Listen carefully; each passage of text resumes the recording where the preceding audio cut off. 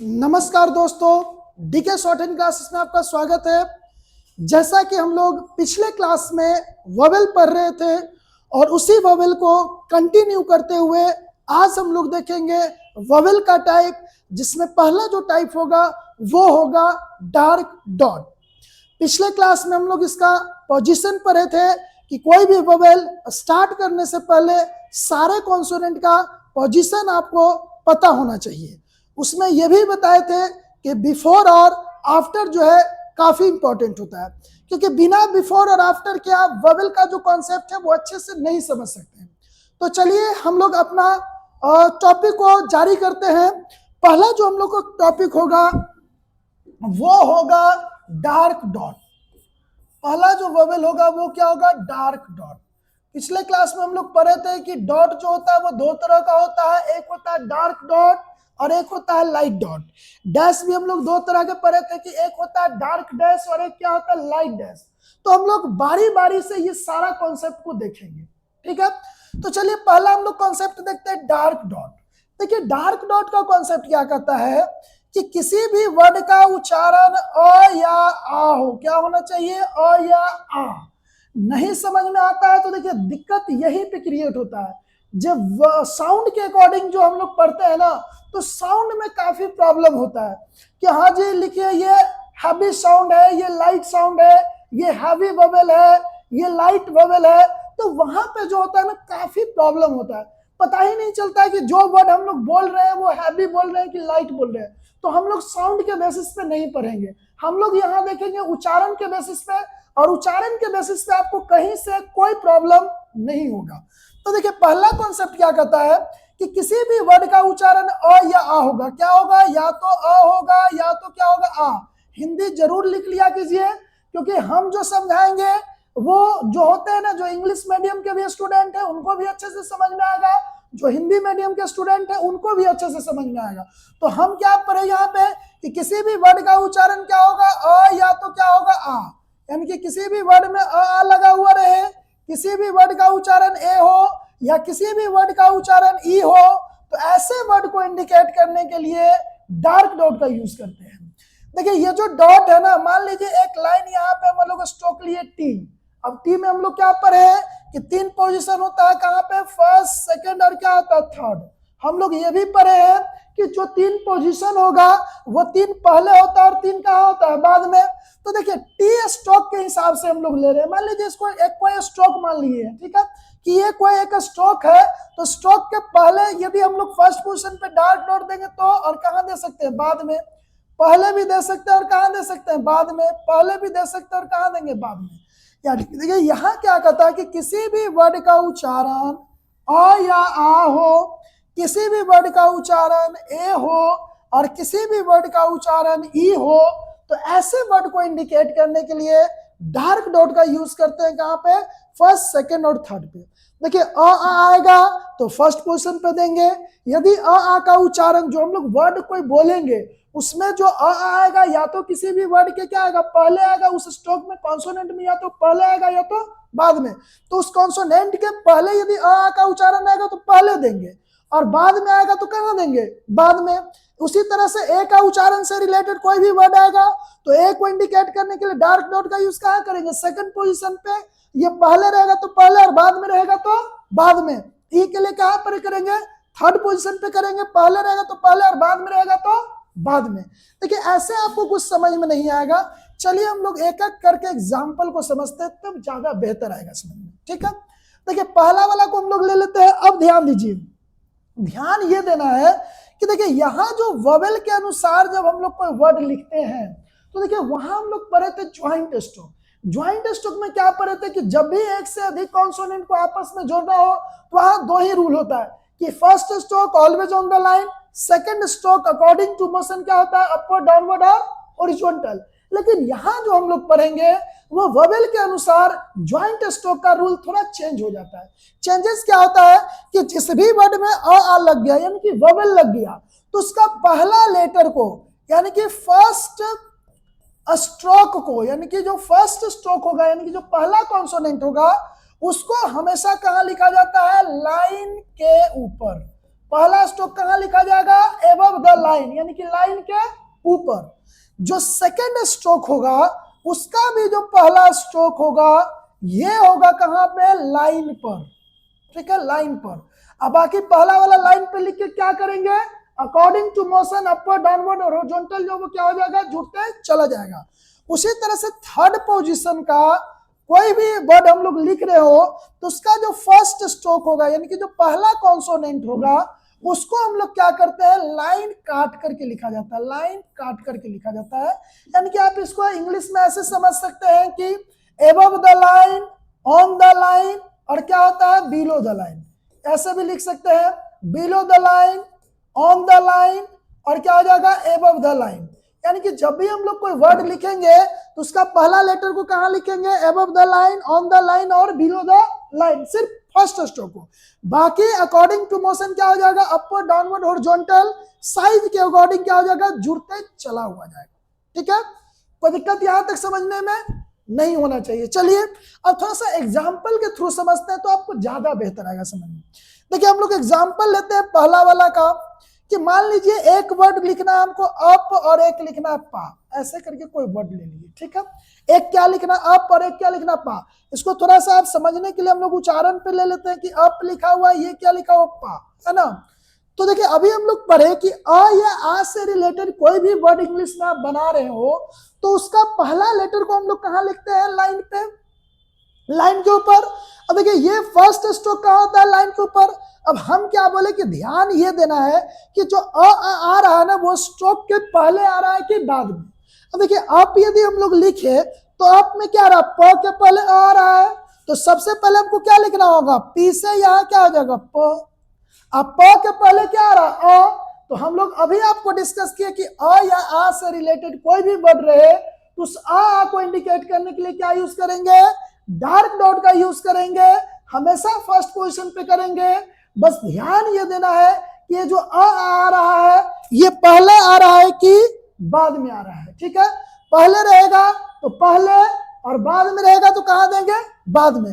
जैसे अप लिखना है तो प के पहले आ रहा है तो डॉट कहां देंगे? फर्स्ट पोजीशन पे, पहले। तो जो डॉट दिया उसको क्या पढ़ेंगे? अ या तो आ, तो यहाँ अ आ रहा है तो अप हो गया। दूसरा क्या लिखे? पा, तो क्या होगा? पी से प के बाद आ रहा है तो कहां देंगे? बाद में। यानी कि जिस भी वर्ड में, कोई भी वर्ड में आ का उच्चारण आएगा तो उस आ को इंडिकेट करने के लिए डार्क डॉट का यूज करते हैं। कहां पे? पहले रहेगा तो पहले और बाद में रहेगा तो बाद में। कोई दिक्कत? और एग्जांपल ले लीजिए, जैसे एक मान लीजिए हमको लिखना अफ और एक क्या लिखना? फा, ठीक है। इसको हिंदी उच्चारण कर लीजिए समझने के लिए। क्या हो जाएगा? अफ, और ये क्या हो जा रहा है? फा।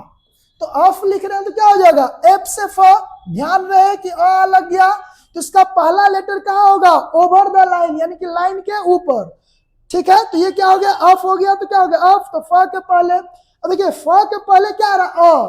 तो अभी हम क्या बताएं कि अ के लिए क्या यूज करेंगे हम लोग? डार्क डॉट का यूज करेंगे। कौन सा पोजीशन पे? फर्स्ट पोजीशन पे।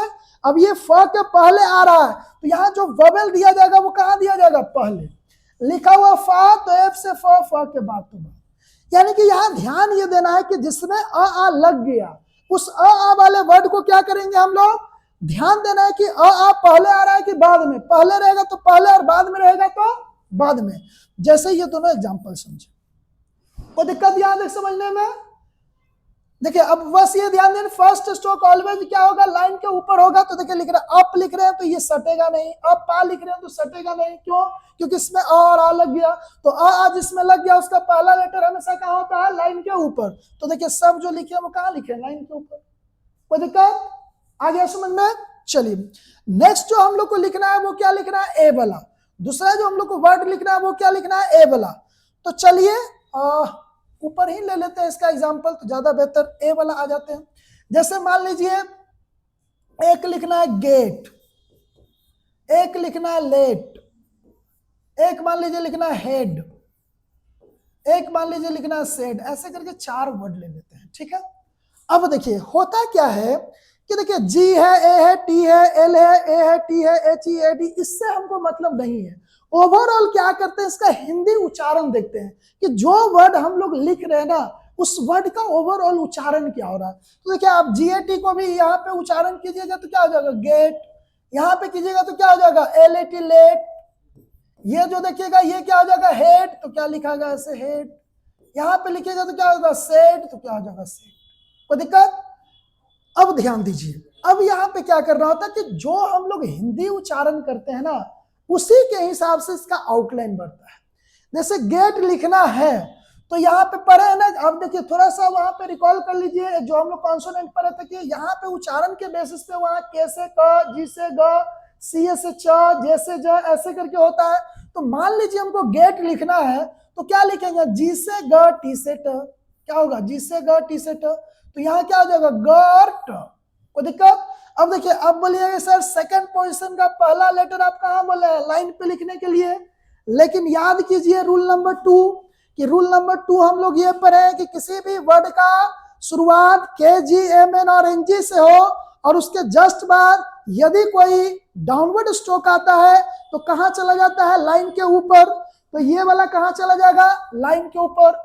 अब देखिए जी से गट टी से ट, तो ये तो क्या हो गया गट, लेकिन हमको क्या लिखना है गेट, तो गे में क्या आ रहा है ए आ रहा है, तो ए के लिए कौन सा पोजीशन पे वोवेल लेते हैं हम लोग सेकंड पोजीशन पे। किसका सेकंड पे देते हैं जहां पे ए लग रहा है, तो किस में लग रहा है ग में, तो ग का सेकंड। अब ए का जो उच्चारण आ रहा है वो कहाँ आ रहा है ग के बाद, तो वोवेल कहाँ चला जाएगा बाद में। लेट लिखना है तो एल से ल टी से ट, तो क्या होगा लट। अब ये लाइन पे लिखाएगा क्यों, क्योंकि रूल नंबर 1 ये अप्लाई करेगा कि फर्स्ट स्ट्रोक कहाँ होगा लाइन पे। तो लेट लिखना है तो एल से ल टी से ट, अब ल में ए देंगे तो क्या हो जाएगा लेट। हेड लिखना है तो क्या होगा एस से ह डी से ड, तो ये क्या हो गया हड, लेकिन हमको क्या लिखना है हेड।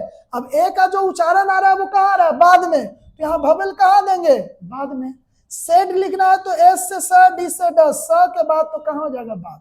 यानी कि किसी भी वर्ड का उच्चारण ए हो और उस ए को इंडिकेट करने के लिए डार्क डॉट का यूज हम लोग कहाँ करते हैं सेकंड पोजीशन पे।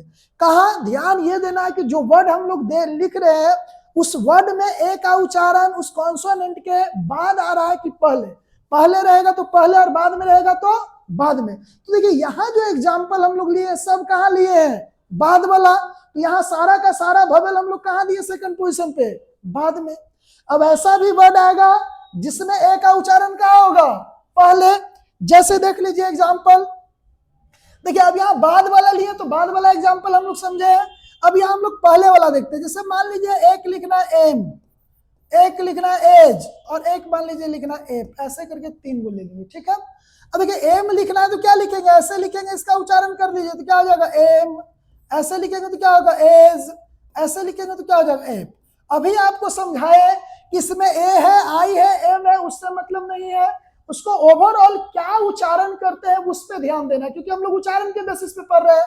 तो देखिए ए आई एम को क्या पढ़ते एम, ए जी को क्या पढ़ते एज, ए पी को क्या पढ़ते एम। तो देखिए जो उच्चारण किए वो क्या रहा है एम एम। अब ए के लिए कहाँ पे डॉट देते हैं हम लोग सेकंड पोजीशन पे, तो एम लिखना है तो क्या होगा एम से म। अब म के पहले ही क्या आ जा रहा है ए, तो यहाँ जो वोवेल देंगे वो कहाँ देंगे पहले, किसके पहले एम के पहले, क्योंकि म के पहले क्या आ रहा है यहाँ पे ए, तो पहले देंगे तो कहाँ आ जाएगा पहले। एज लिखना है तो जे से ज हो गया और ए के पहले तो पहले। एप लिखना है तो पी से प के पहले तो कहाँ देंगे पहले। यानी कि किसी भी वर्ड में ए का उच्चारण पहले रहेगा तो वोवेल हम लोग कहाँ देते हैं पहले, बाद में आएगा तो वोवेल हम लोग कहाँ देंगे बाद में। कोई दिक्कत? और सारा हम लोग उच्चारण पे पढ़ेंगे, कोई दिक्कत आपको नहीं होगा। यहां तक समझने में किसी को कोई दिक्कत नहीं होना चाहिए। चलिए हम लोग आगे बढ़ते हैं। तीसरा जो हम लोग को पढ़ना है वो क्या पढ़ना है ई वाला। तीसरा जो हम लोग को क्या पढ़ना है वो क्या आ गया ई वाला। ई का भी सेम कॉन्सेप्ट है कि जैसे अ आम का पहले था तो पहले और बाद में था तो बाद में, उसी तरह से तीसरा जो हम लोग का क्या है ई वाला है। तीसरा क्या है ई वाला। तो चलिए हम लोग थोड़ा सा क्या कर लेते हैं अगला पेज ले लेते हैं ठीक है। आ जाते हैं हम लोग ई वाला। अब ई वाला में क्या आएंगे, जैसे वर्ड ले लीजिए, जैसे मान लीजिए टीम लिखना है, मान लीजिए फिट लिखना है, मान लीजिए सीट लिखना है, एक मान लीजिए हिट लिखना है, ऐसे करके 4 वर्ड लेंगे ठीक है। कोई दिक्कत? अब देखिए इसका भी उच्चारण कीजिए तो क्या हो जाएगा, ऐसे लिखेंगे तो क्या होगा टीम, ऐसे लिखेंगे तो क्या हो जाएगा फिट, ऐसे लिखेंगे तो क्या हो जाएगा सीट, ऐसे लिखेंगे तो क्या हो जाएगा हिट। और अभी हम लोग ये रूल वाला में क्या पढ़े कि थर्ड पोजीशन का कोई भी वोवेल हम लोग लिखे तो पहले रहेगा तो पहले और बाद में रहेगा तो बाद में। लेकिन कंडीशन क्या पर है कि फर्स्ट स्ट्रोक का पहला लेटर कहाँ होता है, लाइन के ऊपर फर्स्ट पोजीशन का, सेकंड वाला का लाइन पे, थर्ड वाला का क्या हो जाएगा, लाइन क्रॉस होगा। जैसे मान लीजिए टीम लिखना है तो टी को यहाँ लाइन क्रॉस करके लिखेगा तो क्या हो जाएगा, टी एम, तो ये तो टर्म हो गया, टी एम तो क्या हो गया, टर्म हो गया। लेकिन हमको क्या लिखना, टीम, तो ई के लिए कौन सा पोजीशन, देखिए अभी यहाँ पे थोड़ा सा लिख लीजिए, इसको क्या बताए, एक होता है ए और एक क्या होता है ई, ठीक है। आ के लिए कहाँ पर है, फर्स्ट पोजीशन पे, ए के लिए सेकंड पे और ई के लिए क्या बताया, थर्ड पोजीशन पे, ठीक है।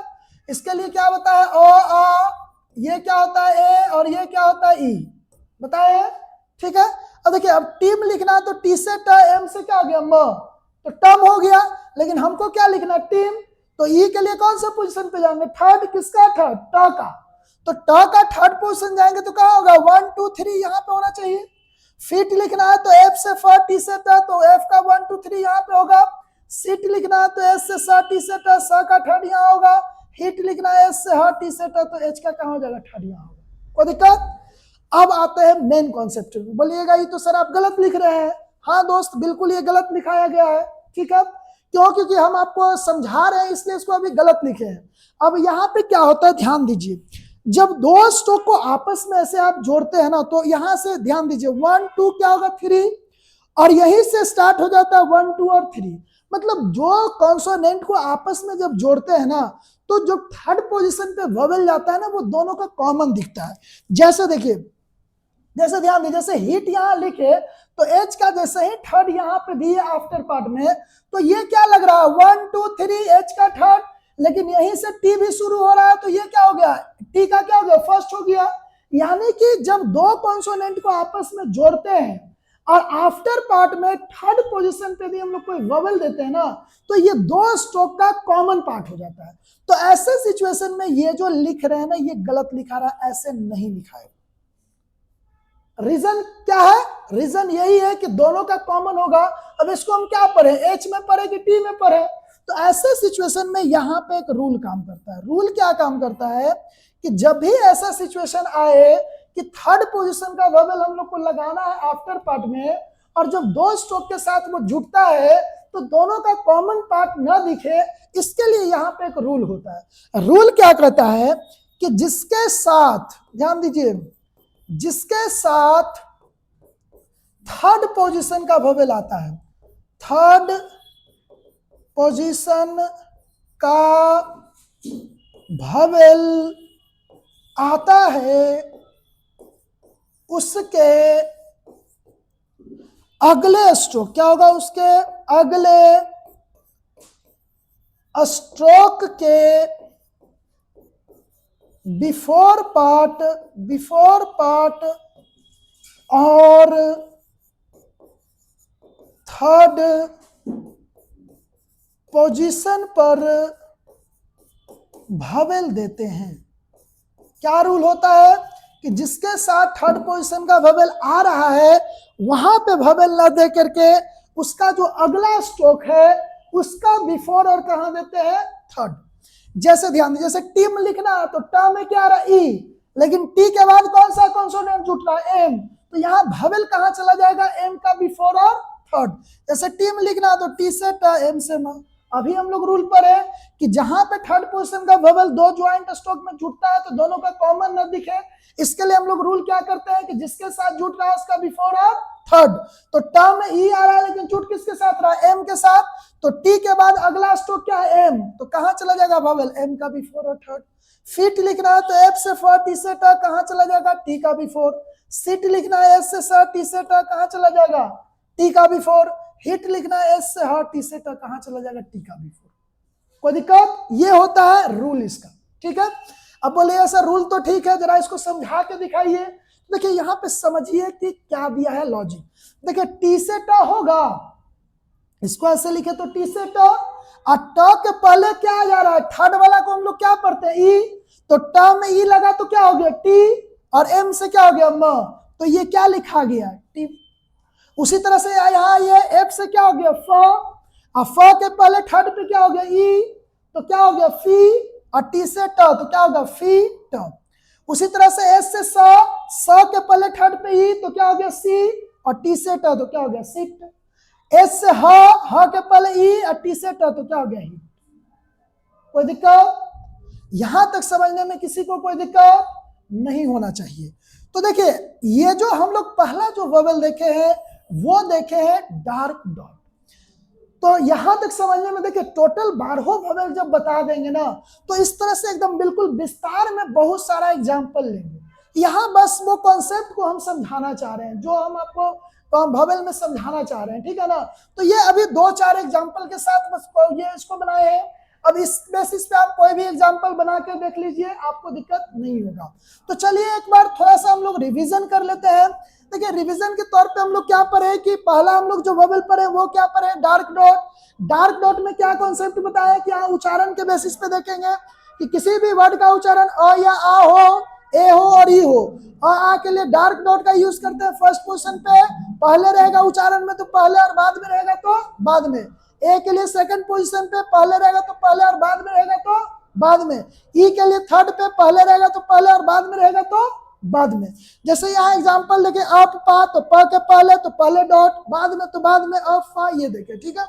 उसके बाद यहाँ देखे ए वाला की गेट लेट हेड सेट लिखना, तो जी से ग टी से ट गेट हो गया।